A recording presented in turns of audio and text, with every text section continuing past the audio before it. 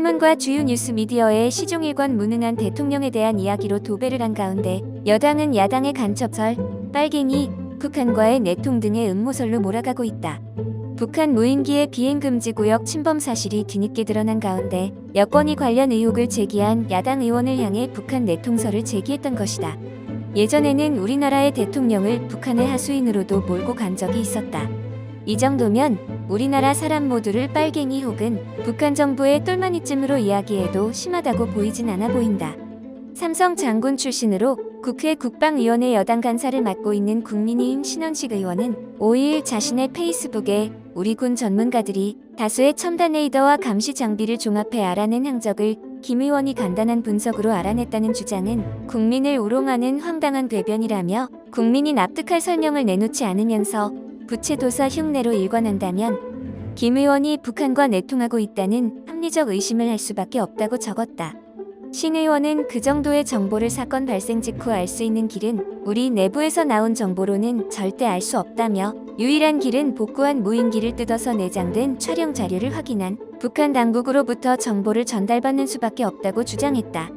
대통령실 고위 관계자도 이날 용산 대통령실에서 기자들과 만나 지난달 28일 국방부가 국회에 제출한 자료로는 비행금지 구역 안쪽에 진입했다는 얘기를 할 수 없다며 정비태세 검열은 지난달 28일부터 지금까지 이뤄지고 있다. 야당 의원이 언론에 주장한 당시 시점으로 하면 국방부와 합참도 모르는 것이라고 주장했다. 이 관계자는 근거가 있다면 어디서 해당 자료를 받으신 것이냐? 국방부와 합참도 모르는 그런 자료의 출처에 대해 당국에서 의문을 품고 있다며 의혹을 제기했다. 이에 대해 김 의원은 이날 한 신문사와의 통화에서 지난달 28일 합참이 국방위에 비행 궤적을 보고했고 그걸 지도에 그대로 옮겼고 용산으로부터 비행금지구역 3.7km 반경으로 그리니까 그 비행 궤적이 비행금지구역 북단을 스치면서 지나가더라.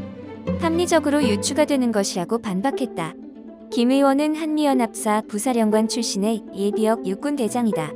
김 의원은 우리 보좌진들과 지도 놓고 일일이 그려보니까 비행금지구역 침범 가능성이 많겠다고 결론 내린 것이라며 국방위원도 이렇게 노력을 하는데 군이나 대통령실은 그런 노력조차 안 하고 근거 없이 했다거나 이적행위했다고 하니 한심하다고 말했다.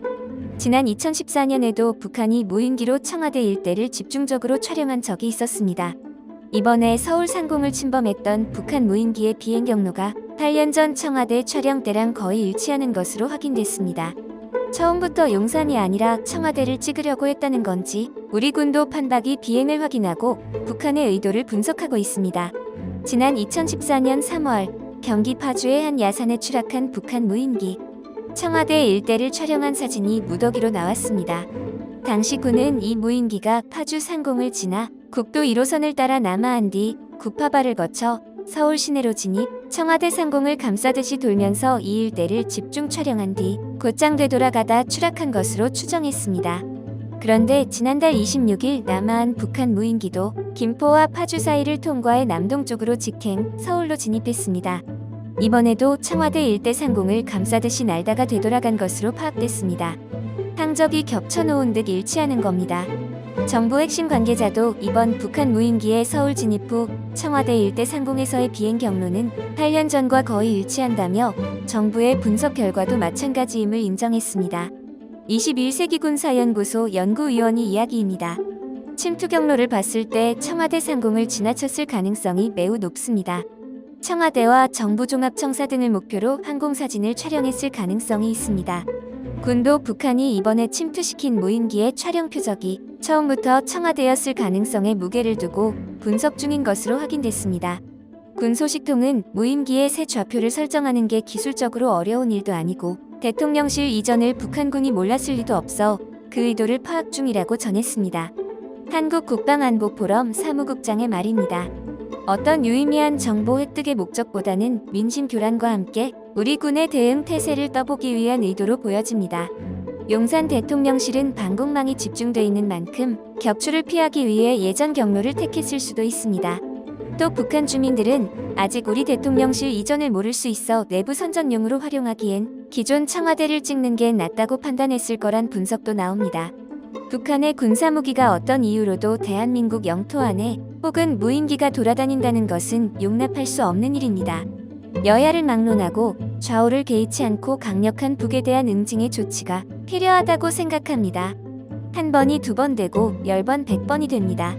지금까지 밝혀진 것만도 이럴지언데 밝혀지지 않는 것을 포함한다면 상상하기도 힘들어질 겁니다.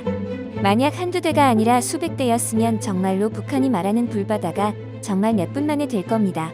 그것도 우리 군 당국은 알아채지도 못하고 말입니다. 알아도 격추를 못 시키거나 우직한 대통령을 한번 기대해 봅니다. 대통령은 자기가 말한 선제 타격 혹은 강렬하고 처절한 응징을 실천하시기를 바라봅니다. 오늘 제가 준비한 소식은 여기까지입니다. 시청해주셔서 감사합니다. 여러분의 구독, 좋아요와 알림 설정은 큰 힘이 됩니다.